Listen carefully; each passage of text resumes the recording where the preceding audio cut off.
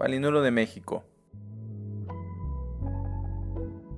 de Fernando del Paso. Capítulo 6. Sponsalia plantarum y el cuarto de la plaza de Santo Domingo.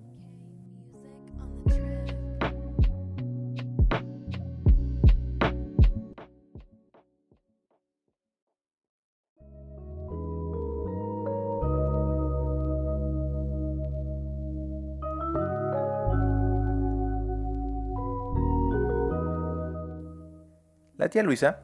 entre otras cosas porque nació en París, en el corazón de Faubourg-Saint-Honoré, vivió toda su vida con la hora de Francia.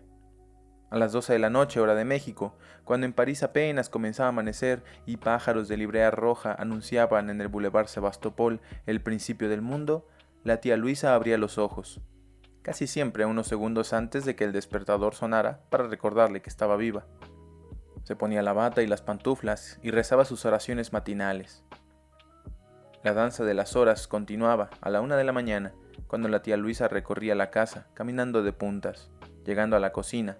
y desayunaba café con leche y croissants. Y naturalmente, a las 7 de la mañana hora de México, cuando en el verano de París era la 1 de la tarde, la temperatura se almendraba y las incandescencias bajo el puente de Alejandro III se volvían nauseabunda, la tía Luisa almorzaba en forma, con vino de Burdeos y manteles largos. A las 3 de la tarde, hora del Paseo de la Reforma, la Plaza de la Constitución y la Casa de los Azulejos, la tía Luisa cenaba sola en su habitación, mientras al otro lado del Atlántico, 6 meridianos más allá, se abalanzaba la noche. Los mendigos remendaban los periódicos del día y los cabarets de Montmartre se iluminaban, como en otro siglo, al compás de los ajusticiados y los corpiños de Holanda roja. Y varias horas después, la tía Luisa se encerraba en su habitación, corría las cortinas negras y espesas de sus balcones, rezaba sus oraciones de la noche con una voz quebrada por linternas, y se dormía minutos más, minutos menos, a las 5 de la tarde hora de México, 11 de la noche hora de París, cuando la bohemia iniciaba el jubileo y las mariposas se desprenden de los alféizares y van a dar, con sus sombras, a las picardías del Sena. En el año 1900, el padre de la tía Luisa recibió el encargo de administrar el pabellón mexicano de la Exposición Internacional de París, un edificio neogreco, con 9 arcadas, situado a la orilla izquierda del Sena, a unos pasos del Pont del Alma, y enseguida de la Casa de Serbia, que exhibía 18 nichos, tantos como años tenía la tía Luisa, los tabacos, las telas y los metales preciosos mexicanos, de manera que el bisabuelo, de regalo de cumpleaños, decidió llevar a la tía Luisa para que conociera la ciudad natal que abandonó a los 3 meses de nacida y con la que tanto había soñado. París sin aguaceros, París bautizadas con risas y orina, París el de las láminas estereoscópicas y las chimeneas que leyeron Eugène Sue, París el de los 400 quesos, hubiera dicho Walter. París, dijo el bisabuelo, el de los 400 quesos y las champañas viudas. El bisabuelo, enredado en números y correspondencias, dedicó sus pocos ratos de ocio a aplicar el principio cartesiano de la duda metódica de la existencia alternativa de los dos fenómenos de la exposición que más lo cautivaron. Uno era la Torre Eiffel,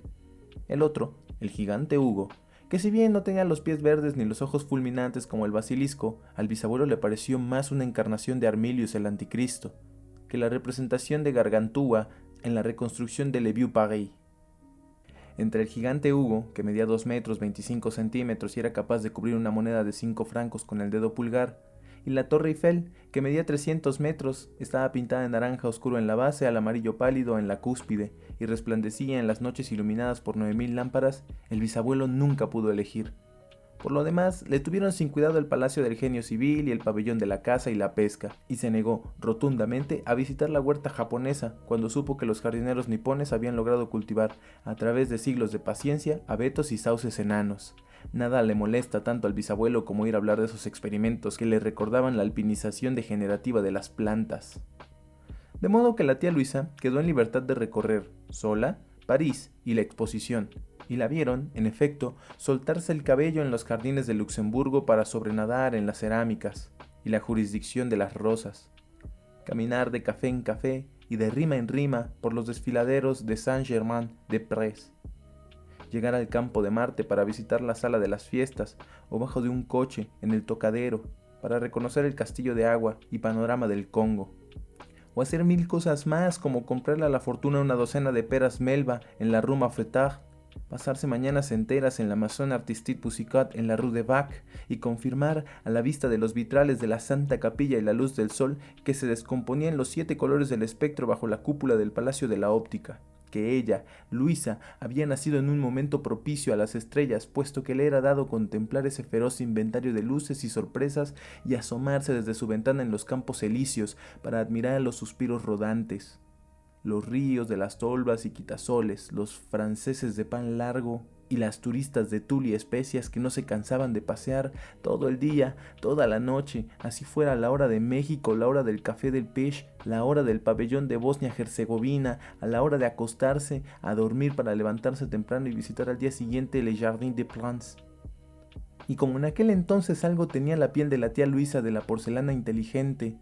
y su cintura fue, por puro azar, francesa hasta el aborrecimiento. Dejó a su paso en Montpassant, la Plaza Vendôme y la Rue des Écoles, admiradores y enamorados que después de conocerla se quedaban 4 días sin dormir y sin pegar las alas. Pero antes la seguían por la Corte de los Milagros, por el Palacio Luminoso Poncín y por la calle del Cairo, donde los árabes vendían espadas damasquinadas y brocados y muebles con incrustaciones de nácar. Averiguaban el nombre de su hotel y el número de su cuarto, el cometa de su nombre, y le escribían cartas de amor que la tía Luisa no entendió jamás porque apenas pespunteaba algunas sílabas de francés. Nadie sabe por qué a la tía Luisa se le ocurrió, conociendo ya tanto de los misterios de París y teniendo varias semanas más para recorrerlo, seguir un sábado el itinerario que la guía ilustrada de Bon Marché recomendaba para conocer la ciudad en 3 días, à bout d'Odyssée, o en otras palabras, a vuelo de pájaro. Pero el caso es que así fue y que gracias a ello llegó al Jardin des Plantes, después de hacer el recorrido Place de la Concorde, Jardin de Tuileries, Rue Royale, la Madeleine, la Bastille, y de allí tomar el tranvía Bastille-Alma, en el Boulevard Henry IV y el Point Sully, en el momento en el que Jean-Paul tenía 10 minutos de haber entrado al pabellón de las plantas tropicales. En otras palabras, solo lo separaban las casas de las plantas acuáticas, las plantas alimenticias e industriales, las plantas medicinales, las plantas anuales y las plantas vivaces de ornamentación, pabellones, todos que la tía Luisa recorrió a vuelo de pájaro, como lo recomendaba Bon Marché. Jean-Paul era un botánico francés que hablaba español y que por una coincidencia se especializaba en opuncias y otras características de las altiplanicies desérticas mexicanas, y sentía una debilidad especial por la flor del látigo de tallos colgantes y por las flores de carmesí satinado del nopalillo. Pero tal vez no fue una coincidencia, porque la tía Luisa fue a París a sentir nostalgia de México y regresó a México para sentir nostalgia de París. Como en cierta forma le sucedió a Jean-Paul, que cuando vino a América lo hizo no solo para alcanzar a la tía Luisa, sino también con el propósito de seguirle las huellas a las plantas y árboles que le daban su nombre, o su descubrimiento, a botánicos y aventureros franceses y otros personajes europeos. Entre ellos figuraba, según sus noticias, la Bugambilla, llamada así, como una de las islas de Salomón, en honor del navegante francés Luis Antonio de Bougainville, y el Flamboyant, llamado por Tourneforte Poinciana, en homenaje a Monsieur de Poincy, patrón de la botánica y gobernador de las Antillas, y por otro llamado Árbol de Fuego. Aunque dicha sea la verdad, a Jean-Paul también le interesaba conocer los jardines mexicanos que Bernal Díaz del Castillo comparó a los encantos descritos en Amadís de Gaula, estudiar la aristología con cara de pelícano y olor nauseabundo que sirve para la mordedura de serpientes tropicales, y admirar las humildes flores de cacahuanantli que le daban su sombra perfumada a las plantas de cacao. Hay quien dice, sin embargo, que la tía Luisa se enamoró de Jean-Paul, fascinada por el lenguaje y la sabiduría del joven botánico. Nunca antes había conocido a alguien que hablara de vegetales altoceánicos, de la multiplicación por esquizogénesis y de la sabia ascendencia que se dirige a la sumidad de las plantas. Con tanta naturalidad como cualquier otra persona hablaba del estado del tiempo, la obra del teatro que vio el domingo o la última epidemia de gripe asiática.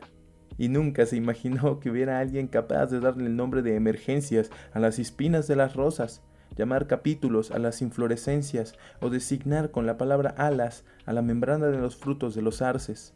Con Jean-Paul, la tía Luisa aprendió la existencia del calendario de flora, supo que los hongos tienen enfermedades holandesas y que un exsicatum es un vegetal seco y preparado, acompañado por etiqueta donde va su nombre genérico, específico y vulgar, además de la localidad, el nombre del colector y la fecha en que fue coleccionado. Jean-Paul le regaló a la tía Luisa un ramo de exsicata, de la flor más modesta, la violeta, o viola adorata, como dijo Jean-Paul que se llamaba en lenguaje científico, formado con las violetas más bellas que había recogido a lo largo de los años. Uno en el Alto Loira, otro en la Normandía, una más en las bocas de Ródano, y así por el estilo. La tercera teoría es que a la tía Luisa le gustó Jean-Paul por otra sencilla razón.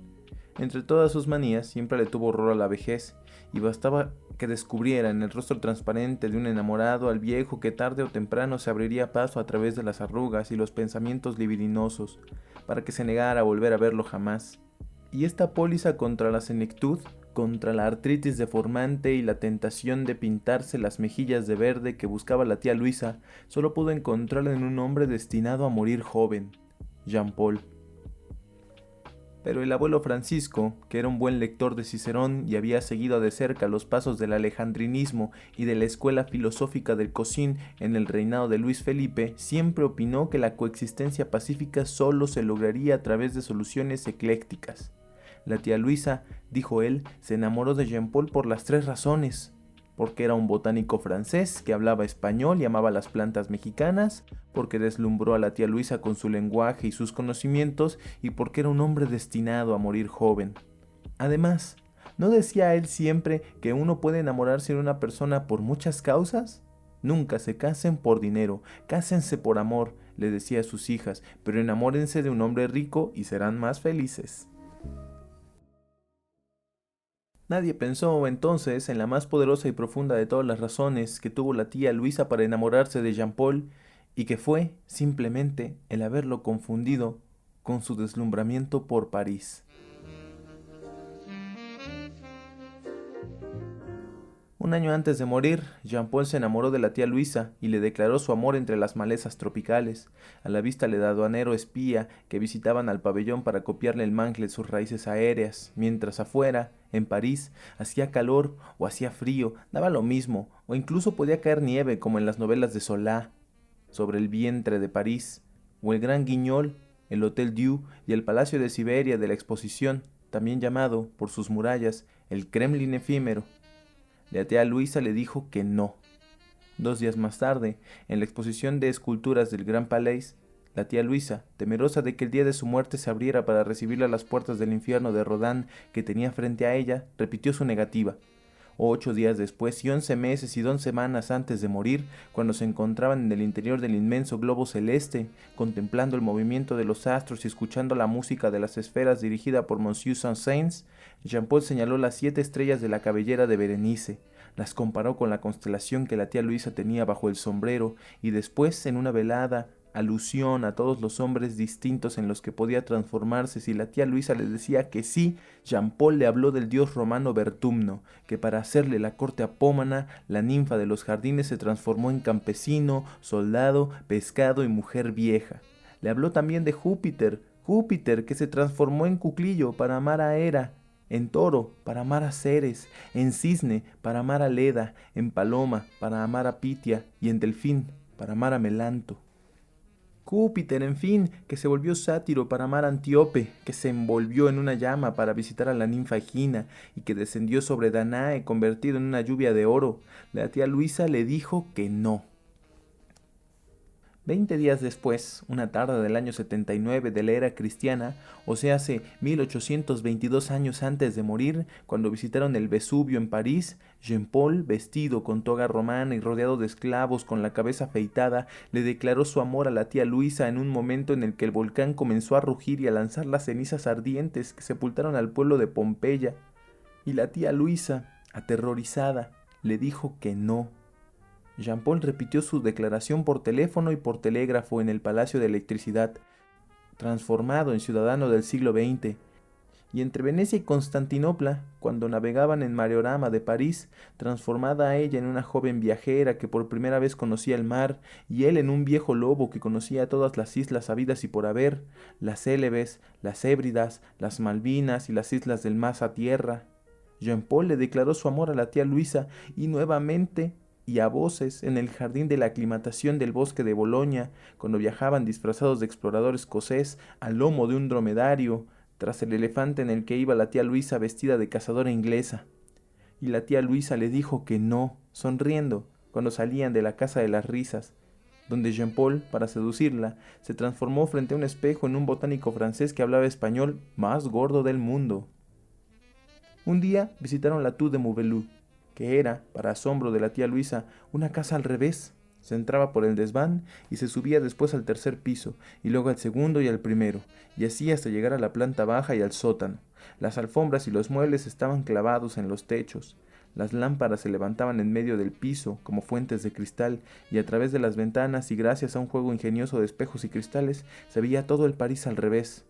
En el desván, la tía Luisa le dijo que no a Jean Paul. En el tercer piso le dijo que lo iba a pensar. En el segundo le dijo que tal vez sí. En el primero, Jean Paul de un brinco arrancó un Narcissus poeticus que descendía del techo colgado de un florero al revés, y en la planta baja se lo entregó a la tía Luisa, que se lo agradeció en silencio. En el sótano, la tía Luisa, dándose cuenta de que no solo París y el mundo estaba de cabeza por la exposición, sino también ella y su corazón por Jean Paul, le dijo por fin que sí, con todas sus letras, y luego, cogidos de la mano, bajaron corriendo hasta la mansarda y salieron rumbo al cielo, volando por la chimenea. 8 meses antes de morir, cuando todavía en México florecen los cabellos de ángel, Jean Paul comenzó a preparar un viaje largo, en barco, en el que de verdad aprendería a resolver los crucigramas de viento y conocería el espesor de las marinas.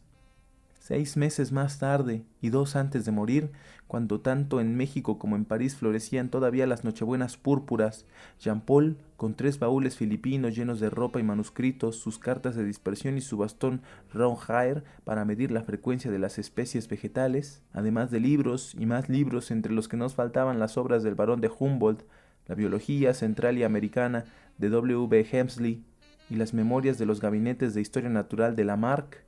cruzó el océano Atlántico y comprobó, entre otras cosas, que no solo el mar es eterno, sino también que la fluorescencia nocturna de las aguas, producida por millones de organismos microscópicos, tenía el mismo color verde chartreuse que los ojos de la tía Luisa. Las calles de Veracruz recibieron a Jean Paul en abril con la eclosión amarilla de las flores del cojón de oro, mes y medio antes de morir, menos las 6 horas que perdió al cruzar el océano y que nunca volvería a recuperar, y 2 días después y 15 antes de pedir la mano de la tía Luisa, las jacarandas de la Ciudad de México alfombraron los parques con pétalos morados en honor a Jean Paul y Luisa.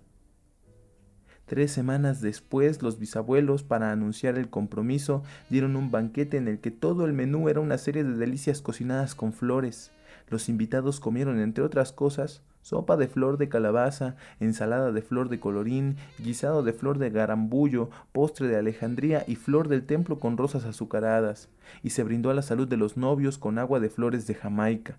19 días después y 6 meses antes de la fecha fijada para la boda, Jean Paul viajó a la ciudad de Guadalajara para estudiar la flora de sus jardines y llegó 2 días antes de su muerte, cuando la ciudad estaba cubierta de flamboyanes en flor. 1 día y medio después y 8 horas antes de morir, Jean Paul caminó por las calles de Guadalajara, consultó en la biblioteca la Historia Pallandrum Novae Hispaniae del doctor Hernández, compró una camisa y regresó al hotel para escribir con tinta morada de la amapa rosa una carta para la tía Luisa y otra para su madre, en Francia. 2 horas después, ya de noche, salió a caminar y se dirigió a un parque público al que llegó hora y media después de salir del hotel y 15 minutos antes de morir. 5 minutos antes un hombre habría llegado al mismo parque. 10 minutos después, Jean Paul se sentó en una banca, bajó un flamboyán y comenzó a soñar con el viaje de bodas que haría con la tía Luisa 6 meses después, y en el cual iban a seguir un itinerario floral por la República, para conocer los árboles de clavellina que crecen en los cementerios de Alpuyeca, la flor del tigre que se da en los caminos de Guerrero, el pie de pájaro que florece en la sombra de las pirámides del Tajín,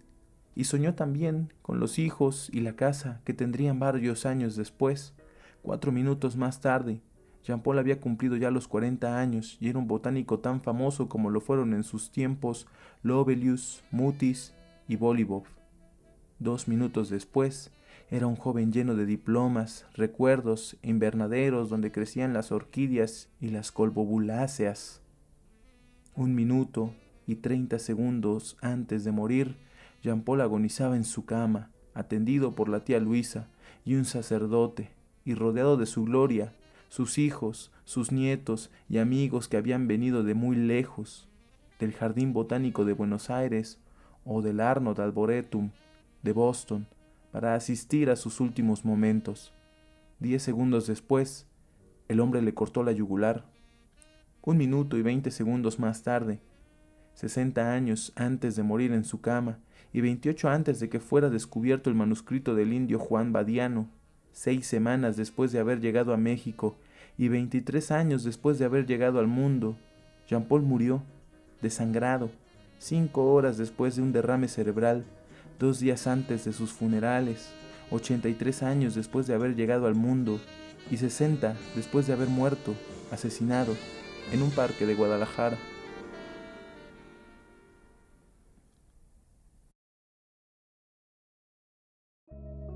Fue esta la tía Luisa, y ninguna otra tía Luisa del mundo, la responsable de haber tomado la primera fotografía de Estefanía bajo un árbol. Esto fue en Veracruz, cuando mi prima y yo coincidimos con el viaje que cada año hacía la tía Luisa para visitar el sepulcro de Jean Paul, cuyo cuerpo, por una razón o por otra, ni se quedó en México ni llegó nunca a París. Desde entonces, el destino de Estefanía, como el de las ninfas de los bosques, quedó unido al de un árbol, es decir, al de los cientos de árboles. De regreso a México, mi prima quiso que el tío Esteban la fotografiara debajo de un naranjo. Cuando fue a Berlín, muchos años después, se retrató bajo los tilos. En Oaxaca, bajo un árbol de Santa María de Tule. Luego, bajo un abedul en Rusia, bajo una higuera de Bengala en Palm Beach y debajo del árbol de la Noche Triste en Popotla. Soñó después con visitar un día el árbol de Wilsdorf, a cuya sombra Newton descubrió la ley de la gravitación universal, el plátano de iliso que refrescaba las enseñanzas de Platón, y los soladendros bajo los cuales murió el Buda. En un diccionario de mitología mi prima descubrió el león persa, que brotó del cuerpo del primer hombre, y el ciprés del que se ahorcó Helena, la esposa de Menelao. En las páginas de la Biblia supo del cedro sagrado que corona la cima del monte Líbano, y el espino del que salió la madera para construir la cruz de Cristo y las columnas del templo de Salomón, y me hizo jurar que algún día iba yo a retratarla, o cuando menos a dibujarla, bajo estos y todos los otros árboles famosos de la historia y la literatura, incluyendo el árbol sagrado de la rama dorada y los baobabs del Principito. Entre todos estos retratos y dibujos de Estefanía, mi favorito era una fotografía que mi prima me mandó desde los Estados Unidos, cuando tenía 17 años, y donde estaba sentada bajo un roble americano que le provocó una fiebre alérgica recurrente que desde entonces la repetía cada año en la misma época. Fue esta fotografía el primer objeto que llevamos en nuestro cuarto en la plaza de Santo Domingo, después de mandarle hacer un passepartout de color índigo y un marco de hojas de oro. Después, y siempre en relación con la fotografía, fuimos adquiriendo y llevando al cuarto todos los objetos que aún sin proponérselo hacían juego con ella. Los ceniceros, los cubrecamas, en realidad uno solo. La colcha de retazos que nos regaló la tía Luisa y que le inspiró a Walter la idea de hacerse el famoso chaleco de rombos. Los libros, entre los que no faltaban las cartas de una monja portuguesa, el homenaje a Sextus Propertius y las aventuras de Till Spiegel. Las faldas y las medias de Estefanía, mis calzones y calcetines, las cartas de los amigos, una caracola de la Isla Verde, un huevo de cristal puesto especialmente por Brancusi para nosotros, y 1000 cosas más. Con el tiempo, mandamos hacer una pared especial para colgar la fotografía, y más adelante, cuando habíamos ahorrado lo suficiente, mandamos hacer 3 paredes más. La de enfrente con la ventana de modo que todas las mañanas el sol de otoño iluminara las hojas doradas del árbol y el sol de la primavera las hojas verdes. A esta ventana llegaba también todos los días la paloma de Palinuro, que más de una vez se apareció cuando mi prima lloraba por todos sus antepasados, Y es que a Estefanía, desde que descubrió en el cuarto de la abuela Altagracia los retratos de los muertos, les dio por llorar a los abuelos húngaros que nunca conoció, a los bisabuelos mexicanos que habían muerto muchos años antes de que ella naciera, y a la tía lejana de la que no se acordaba, y a tantos otros familiares, o casi familiares, como el desaventurado Jean Paul, hasta que al fin un día le expliqué, con números, que no era difícil que tuviéramos hasta 64,000 antepasados o muchos más, y que no era justo que llorara por unos y no lo hiciera por todos, y que para llorar a tanto muerto no le alcanzaría la vida entera. Desde entonces no lloró por ninguno. La pared del lado izquierdo de nuestro cuarto la diseñamos con 2 puertas, de manera que el retrato de Estefanía tuviera un baño y una cocina que se llevaran con su blusa y con sus ojos. Y en la pared de la derecha abrimos una puerta para que todos nuestros amigos pudieran entrar a ver la fotografía, para lo cual mandamos hacer una escalera luego de ordenar un edificio a la medida, cuidando que todos los detalles tanto de la fachada como del interior, o sea ventanas, instalación eléctrica y desagüe, corredores, cornisas, zaguán y arcadas, armonizaran con el retrato de Estefanía. Por otra parte, nos pareció que lo más conveniente para la fotografía era que nuestro cuarto tuviera 4 pisos abajo y arriba solo el cielo que se traspasaba por un tragaluz que mandamos hacer especialmente al fin de que los pájaros, los gatos, los aviadores y sobre todo el pobre hombre que limpiaba el tragaluz tuvieran oportunidad de ver el retrato. No nos olvidamos de los habitantes del edificio, mandamos hacer una portera y unos vecinos, entre ellos el médico, el policía, la vecina loca, el burócrata, que con el pretexto de espiarnos cuando hacíamos el amor o de pedirnos prestado una cebolla o media taza de harina, se extasiaban ante el retrato de Estefanía. A nosotros nos encantaba que nos espiaran, pero la portera comenzó a descubrir su tarea hasta tal punto que un día, para ahuyentarlos, le pedimos al general que nos prestara su ojo de vidrio y lo pegamos al ojo de la cerradura. Supimos después que la portera se había quejado con el policía de que la espiábamos cuando nos espiaba. También mandamos hacer varios inquilinos indiferentes a nuestra vida y al retrato mismo, que formaron parte de otros millones y millones de personas, tantas o más que todos nuestros antepasados y probables descendientes, que mandamos hacer más adelante y que nos pareció adecuado que ignoraran nuestra existencia para que la fotografía no se sintiera agobiada por la curiosidad de tantos admiradores y comenzaran a sospechar de sus propios atributos. Esta cifra, desde luego, cambiaba cada segundo según se morían o nacían miles de personas desconocidas, y cada semana, según mi prima, caminaba por la ciudad haciéndose de nuevos amigos y nuevos amantes. Como es natural, mandamos hacer una ciudad alrededor de nuestro edificio y decidimos que fuera la Ciudad de México por la simple y casi única razón de que ya habíamos nacido en ella. Después mandamos hacer un país alrededor de la ciudad, un mundo alrededor del país, un universo alrededor del mundo y una teoría alrededor del universo, cuidando que cada detalle, las iglesias, plazas, tiendas, calles y estaciones de bomberos de la Ciudad de México y de todas las ciudades tentaculares que maldijo Verarén, y también el mal carácter de la abuela Altagracia y la guerra de los Boers y los delirios Apotu Nimio y Apotu Suspenso del tío Austin y el terremoto de Lisboa, así como el estreno de Hernani, el nacimiento del psicoanálisis, la tragedia de Meyerling y el domingo de Pentecostés, cuidando que todos estos detalles, te decía, hicieran juego o contraste con el retrato de Estefanía. En otras palabras, tuvimos que mandar a hacer, también a la medida, un tiempo antes del retrato y un tiempo después. A Estefanía no le importó que la época de la creación se remontara millones y millones de años atrás y que el hombre tuviera 650,000 de vivir, sufrir y morir sobre la tierra. En otras palabras, le tuvo sin cuidado la edad del universo con la condición de que hubiera tenido un principio. Es decir, estuve de acuerdo con el doctor Seraficus, San Buenaventura,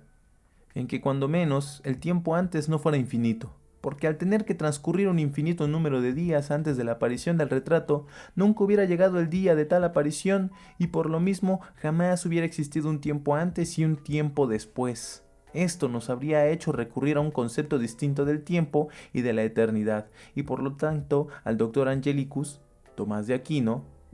por el cual el retrato de Estefanía nunca sintió mucha afición que digamos. A continuación, y dentro del tiempo antes y el tiempo después, mandamos hacer, de acuerdo con nuestras especificaciones, una serie de acontecimientos cosmogónicos, históricos, literarios y políticos con fechas de entregas retroactivas, que a partir de tiempos inmemorables y hasta una mañana de agosto de 1900 y tantos convergían en la creación inevitable del retrato de Estefanía. Y nos pusimos que también mandaríamos hacer, a medida que los fuéramos necesitando, otra serie de acontecimientos sociales, lingüísticos, psicológicos y electromagnéticos que se conjugaran con su aparición y su olvido, también inevitables. Entre los primeros ordenamos el deslizamiento de los hielos de la época glacial y la semilla de la que salió el arbusto de morera, que dio a las hojas con las que se alimentó el gusano de seda, con el que se hizo el hilo, del que salió la tela, con la que se hizo el vestido, que se puso mi prima la tarde de la fotografía. Ordenamos también la invención del suero antirrábico que le salvó la vida a Estefanía varios años antes de su viaje, y un fotógrafo canadiense que medía 1,80 sobre el nivel del mar y que recorría a pie los Estados Unidos, recitando en voz alta capítulos enteros de la vida en los bosques de Thoreau. Entre los segundos acontecimientos, además de una inminente catástrofe nuclear, incluimos la desidia que nos hizo postergar una y otra vez el mandar hacer un vidrio a la medida del retrato, y cuya ausencia hizo que con el tiempo el pasto de la fotografía se llenara de polvo, la cara de mi prima de cacas de mosquito y el tronco del árbol de corazones entrelazados. Pero cuando nos dimos cuenta de que ese tiempo,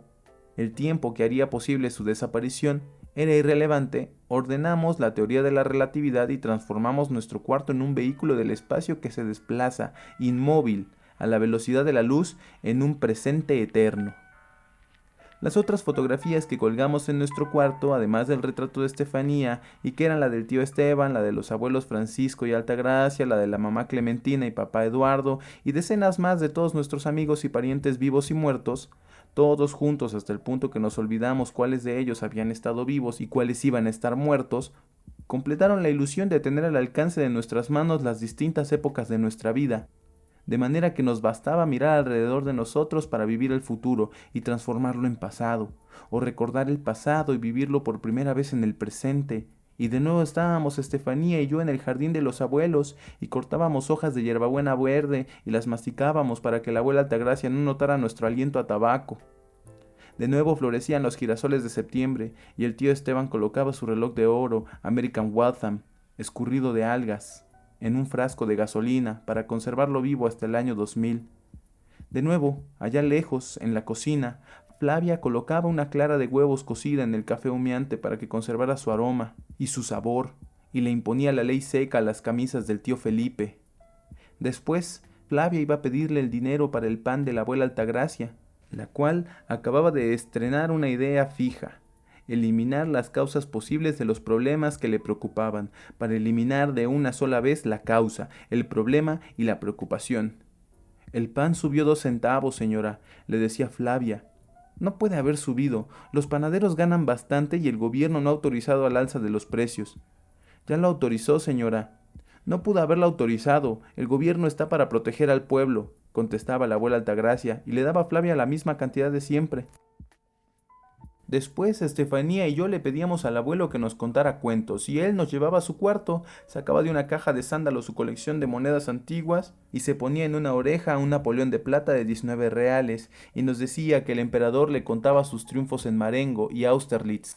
Luego se ponía en la otra oreja una moneda de 1 peso con la cara de Victoriano Huerta, y nos decía que el traidor le contaba, confidencialmente, sus enjuagues con el embajador Wilson. Después se ponían las 2 monedas al mismo tiempo, una en cada oreja, y nos decía que Napoleón y Huerta conversaban entre ellos y se entendían muy bien, porque todos los tiranos hablan el mismo idioma. Ay, hacía tanto calor aquellas tardes en que Estefanía y yo nos sentábamos en el jardín, donde las lagartijas se inmortalizaban en los macizos de geranios, y nosotros le pedíamos a San Isidro Labrador que nos diera de llover, pero con suerte, y mientras la tía Luisa seguía bordando arabescos mallorquines en los sobres de las cartas que le escribía a París, y Ricardo el jardinero nos enseñaba el arte de construir laberintos con paredes de trébol, y la abuela Altagracia horneaba galletas de almendra, con suerte, sí, en cualquier momento podía aparecerse mamá Clementina con una jarra de naranjada fría que iba a partir de en verano en 2 casquetes polares.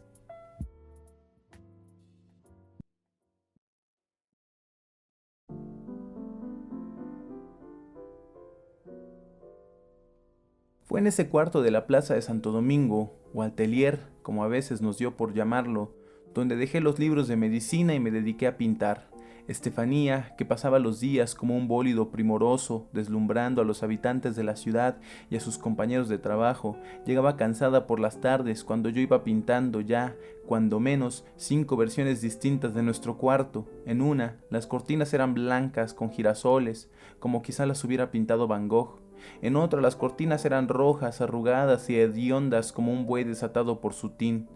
En una más, las cortinas, y con ellas todo el cuarto, seguían los delirios ópticos de Escher. A las 4 de la mañana, cuando apenas podía yo sostenerme en pie, el cuadro se llenaba de elfos y demonios pintados por el Bosco. Y es que el verdadero cuarto, nuestro cuarto, era inalcanzable.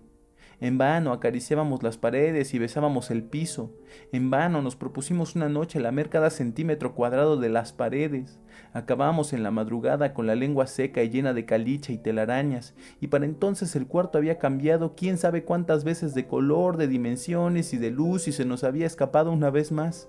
Algunas noches salíamos a pasear, y de vez en cuando, en la ventana iluminada de un edificio miserable y en los ojos encendidos de un palacio, descubrimos a nuestro cuarto. Sabíamos que era él, y que nos llamaba, y que si hubiéramos respondido a su llamado habríamos entrado a otra dimensión de nuestras vidas. Pero nos dio pereza cambiar de nombre y estatura, volvernos viejos de repente, aprendernos de memoria los recuerdos ajenos y recibir con alegría a viejos amigos que nunca habíamos visto. Esas noches siempre íbamos a dar a los parques después de una eternidad de caminar por un río de cenizas, muy lentos, como pájaros desnudos hasta la espalda. Nos deteníamos junto a un puente sobre un lago oscuro, viendo cómo los árboles buscaban su tristeza y la brisa se volvía nada a la deriva de las fuentes verdes. Nos tendíamos después en el pasto mientras el lago se congelaba desde su corazón afuera y regresábamos muy tarde, muy cansados, a la hora en la que las rameras demoran su filtro en los carteles y la muchedumbre ajusta sus periscopios. La hora en que los sueños se alargan en los párpados y los niños se desvisten en la niebla y se ahogan de memoria. Y yo, como un marinero que volvía de la injuria, navegaba ciegas a Estefanía, la navegaba por los espacios alados de nuestro cuarto, que una vez más, a las 6 de la mañana, se nos entregaba tal y como era, y como siempre había sido. Entonces, cuando el día comenzaba para el mundo, para nosotros comenzaba una noche sin fin, un viaje por los cuásares y las estrellas anaranjadas y por las mareas de terciopelo negro de Venus y las nebulosas onduladas y la lluvia de meteoros y los cometas de 6 colas, un viaje en el que conversábamos con los virus racionales de Russell, los átomos pensantes de Laurie y la nube tetradimensional de Van Vogt.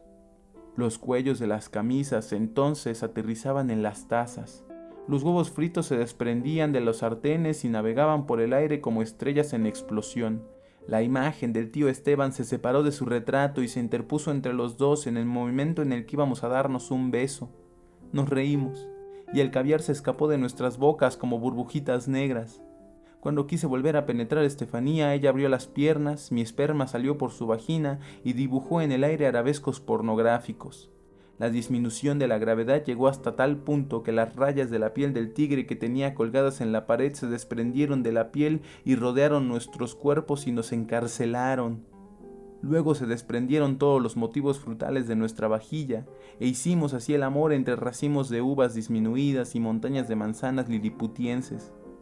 Luego se desprendieron las flores que Estefanía había bordado en la funda de la almohada, y como cada vez que mi prima dormía el bordado dejaba una huella en su cara, se desprendió también la huella de las flores. Luego se desprendieron los lunares blancos de mi corbata azul, y entonces hicimos el amor rodeado de lunas pequeñas con sabor a seda. Después se desprendieron todos los puntos de colores de un cuadro de Seurat, y nos bañaron de confeti.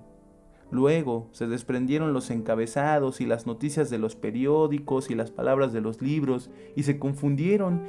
y entonces nos amamos entre la muerte del Che Guevara en Vietnam y Madame Bovary cruzando el Atlántico en el espíritu de San Luis. Después se desprendió el significado de las palabras y las frases, y entonces hicimos el amor entre balbuceos y sílabas sin sentido. Después se desprendieron todas las huellas digitales que habíamos dejado en la puerta, en los vasos y en las cortinas que acariciaron nuestros cuerpos. Después se desprendió la piel de nuestras lenguas y nos lamió la espalda. Luego la oscuridad se escapó por la ventana de nuestro cuarto y nos amamos a pleno sol. Después todos los colores del mundo se desprendieron de las cosas y con ello el color de nuestra piel, de nuestros ojos y nuestras venas y nuestros huesos, y entonces hicimos el amor invisibles, entre todos los colores del paraíso. Luego la vigilia se desprendió de nuestros cuerpos y entonces hicimos el amor dormidos. Después el sueño se desprendió de nuestros cuerpos y nos amamos despiertos. Estuvimos así, haciendo el amor durante más de 200 años y cuando acabamos, 5 horas después, nos enteramos que nuestro edificio había sido derrumbado hacía 3 meses y que nuestro cuarto se había convertido en una nave espacial de carne y hueso. Nada más natural. Queríamos tanto a nuestro cuarto que lo considerábamos como un ser vivo. Le festejábamos su cumpleaños y le contábamos cuentos a la hora de dormir. Un día le regalamos un tapete para su piso y otro día le compramos una mesa para su tapete, una carpeta para su mesa, un florero para su carpeta y una flor para su florero. O le contábamos el cuento que más le gustaba, que era el del patito feo, porque siempre se imaginó que él también, un día, iba a transformarse en un cuarto bellísimo, con ventanas a los jardines de Versalles. Le prometimos que un día íbamos a comprar un espejo del tamaño del piso, otro espejo del tamaño del techo y 4 espejos del tamaño de sus 4 paredes para que pudiera verse entero y se descubriera lleno de alfombras voladoras y gobelinos flotantes de Gaspar de la Noche. Para que tengas una idea más aproximada de nuestro cuarto, puedo darte todas sus medidas. Las recordaré por siempre, porque Estefanía y yo lo medíamos una y otra vez para saber cuánto había crecido. De ancho, nuestro cuarto medía 4 metros 25 centímetros. De largo, casi 5 metros. De altura 3 y de profundidad otros tantos. Esto nos daba 21 metros cuadrados de piso y más de 60 metros cúbicos de espacio. Mi mesa de trabajo medía 1 metro 20 por 80 centímetros. Nuestra cama, unos 50 por 2. Y de la cama a la mesa había unas veces 1 metro 30 centímetros y otras, cuando yo no tenía malditas ganas de dibujar o de escribir, había una distancia insalvable. Entre cada una de nuestras tazas, alineadas de 2 en 2 al fondo de la alacena, había casi siempre 2 centímetros, y entre el retrato de Estefanía bajo el roble americano y todos los demás retratos de Estefanía bajo otros árboles que estaban en el álbum, había 2 metros 15 centímetros y varios meses y años de distancia. Entre un cenicero y un libro que yo estaba leyendo, había 3 pulgadas. Entre los zapatos de un niño con los que aprendí a caminar y mis zapatos blancos de estudiante de medicina, había muchas ilusiones y pies de distintos tamaños. Entre una invitación para una fiesta de etiqueta que guardé en un cajón y la tienda donde alquilaban smokings, había como 200 pesos de distancia. Entre comer calamares en su tinta y caminar por el bosque una tarde luminosa, había un domingo y varias soledades por en medio. Entre un músculo que en el cuello de Estefanía determinaba la longitud de una expresión marmorea y un cisne que se hace trozos en la espuma, había solo una diferencia de matices. Por lo demás, nuestro cuarto no podía estar mejor ubicado. Estaba solo a 300 metros del Palacio Nacional, a 2 leguas del bosque de Chapultepec, a 250 millas de Acapulco, a 192 años de Betelgeuse, a 60 varas de la tienda de la esquina y a 666.000 kilómetros del infinito número de puntos del espacio que estaban a 666.000 kilómetros de distancia de nuestro cuarto. Entre las distancias que nos separaban y nos unían, lo más que puedo decirles es que también fueron incontables. Había veces en que los dos amanecíamos acostados el uno frente al otro, y entonces, entre mi nariz y la de mi prima, había unos 20 centímetros de distancia, que primero perdían el 0 para transformarse en 2, y después perdían el 2 para transformarse en 0. Otras veces, sin embargo, cuando discutíamos y nos dábamos la espalda, entre mi nariz y la suya había 40.000 kilómetros de distancia que podían medirse a partir de la punta de mi nariz, trazando una línea recta que siguiera la curvatura de la tierra por arriba de las montañas, de los valles, de las fábricas de lápices y de las chimeneas de los buques, hasta encontrarse con la punta de la nariz de Estefanía. En otras ocasiones, yo medía los 7 centímetros de mi dedo cordial y le introducía a mi prima 6,5. Ella me besaba entonces 30 de mis 40 milímetros de labios. Yo le lamía 1 centímetro redondo de pezón. Se metía ella en mi boca 2 pulgadas cilíndricas de mi miembro. Le contaba yo 10 leguas de su lengua a mis muslos. Se tragaba ella 2 centímetros cúbicos de mi esperma. Le mordía yo una pulgada esférica de nalga. Calculaba ella 20 besos de mi ombligo a mi rodilla derecha. Le saboreaba yo 3 dedos lineales de saliva. Me prometía ella 4 onzas de lágrimas cuando me muriera. Le juraba yo 1 litro de sangre cuando tuviera un accidente.